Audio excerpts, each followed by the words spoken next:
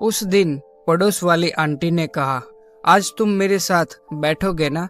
नमस्कार दोस्तों, मैं हूं अमन और आज जो कहानी मैं आपको सुनाने जा रहा हूं वो मेरे पड़ोस की रीना आंटी की है।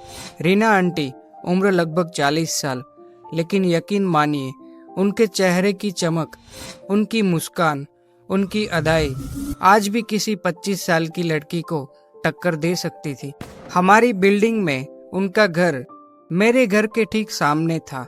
सुबह की चाय पीते हुए अक्सर उनकी खिड़की से आती हल्की सी खुशबू और उनकी झलक मेरे दिन की शुरुआत को खास बना देती थी। उस दिन बारिश हो रही थी। मैं अपनी बालकनी में खड़ा कॉफी पी रहा था और तभी सामने की खिड़की खुली। रीना आंटी हल्के पीले रंग की साड़ी में, खुले बालों में, चाय का कप हाथ में लिए खड़ी थी। उन्होंने मुझे देखा, मुस्कुराई और बोली, बारिश में अकेले कॉफी पी रहे हो, कोई साथ नहीं है? मैंने मजाक में कहा, साथ तो है आंटी, बस आपकी कमी महसूस हो रही है। वो हल्के से मुस्कुराई और बोली, तो फिर आज शाम मेरी चाय पीने आ जाओ, मैं अकेली हूँ घर पर। शाम होते होते बारिश और तेज हो गई। मैं थोड़ी झिझक के साथ उनके दरवाजे तक पहुंचा। जैसे ही डोरबेल बजाई, आंटी ने दरवाजा खोला और मेरी आंखें कुछ पल के लिए ठहर गई। वो हल्के गुलाबी रंग की साड़ी में थी, बाल अब भी खुले और हल्की सी खुशबू पूरे घर में फैली हुई थी। उन्होंने कहा, आओ अंदर आ जाओ, भीगे तो नहीं? मैंने कहा, बस थोड़ा सा, लेकिन अब ठीक हूँ। हम लिविंग रूम में बैठ गए। मेज पर गर्मा गर्म पकोड़े और अदरक वाली चाय रखी थी। बातों बातों में मुझे पता चला कि उनके पति बिजनेस ट्रिप पर थे और बेटा हॉस्टल में पढ़ता था।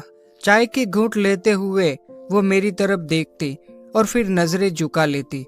मैंने हल्के से कहा, आपकी आंखों में कुछ है जो आज पहले से ज्यादा खूबसूरत लग रहा है। वो मुस्कुराई और बोली, तुम भी ना, बातें करने का तरीका बहुत अलग है। बातों का सिलसिला थोड़ा गहरा हो गया।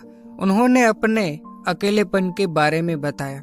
कभी कभी वो चाहती है कि कोई उन्हें बस सुने, समझे और बिना किसी फायदे के उनके साथ वक्त बिताए। मैं चुपचाप उनकी बातें सुन रहा था और हर शब्द के साथ महसूस कर रहा था कि उनकी हंसी के पीछे एक हल्का सा दर्द भी छुपा है। चाय खत्म होने के बाद वो उठी और खिड़की के पास चली गई। बाहर बारिश थम चुकी थी, लेकिन हवा में नमी थी। उन्होंने पीछे मुड़कर कहा, अमन, कभी कभी किसी अपने के साथ बस ऐसे बैठना बहुत सुकून देता है। मैं उनके पास जाकर खड़ा हो गया और मुस्कुराकर बोला, तो फिर आज की शाम मैं आपके साथ हूँ और ये वादा है कि आपको अकेलापन महसूस नहीं होने दूंगा। उनकी आंखों में हल्की चमक थी और उस पल हमारे बीच एक ऐसा जुड़ाव बन चुका था जो सिर्फ शब्दों से नहीं, एहसास से समझा जा सकता था। उस शाम मैं उनके घर से लौटा तो मन अजीब सा हल्का और खुश था। रीना आंटी और मैं अब सिर्फ पड़ोसी नहीं थे, हम एक दूसरे के अच्छे दोस्त बन चुके थे और शायद कुछ और भी। आगे की कहानी सुनने के लिए चैनल को जल्दी से सब्सक्राइब कर लो।